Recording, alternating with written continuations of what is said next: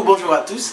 Après plusieurs mois d'absence, les chroniques de Sa Majesté reviennent avec l'œil du tétralogue.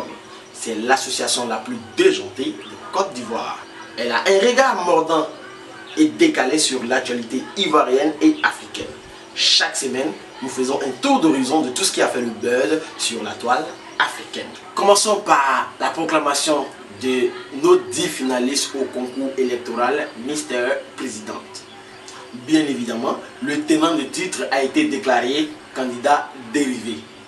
Il n'en fallait pas plus pour mettre une partie de l'opposition en rogne.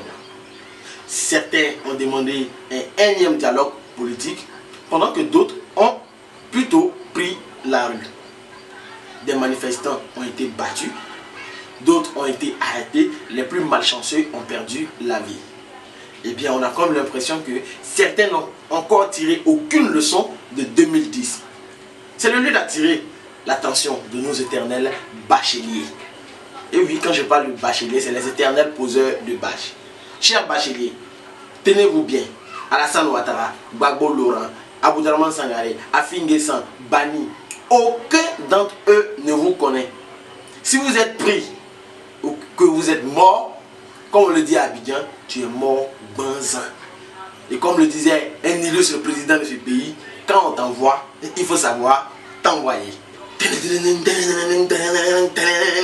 Il est 6 h au Burkina, 2 h de plus à Paris. À Bi, les gens ont dit non de Burkina encore.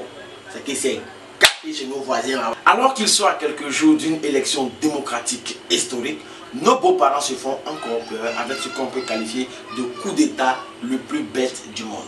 Et je crois bien que Sanogo du Mali peut dormir tranquille. Diendéré, l'homme qui voulait se jouer les dangereux, et pourtant c'est lui-même qui était en danger. Nostalgique de l'époque du Beau Blaise. Diendéré, avec l'appui de sa légendaire RSP, voulait changer l'ordre des choses. Ils ont d'abord mélangé le conseil des ministres avant de prendre en otage le président et ses ministres, et plus tard d'annoncer sur la télévision d'État la dissolution des institutions de la transition. Automatiquement, ils ont mis sur pied le Conseil national de la démocratie. Mais c'était sans compter sur la détermination des hommes intègres. Ils pensaient qu'ils étaient en Côte d'Ivoire, parce que c'est ici, chacun vient faire son soulier dans la plaque à la RTI. Là, actuellement, les putschistes les plus nuls de la terre sont en train de négocier avec la CEDEAO.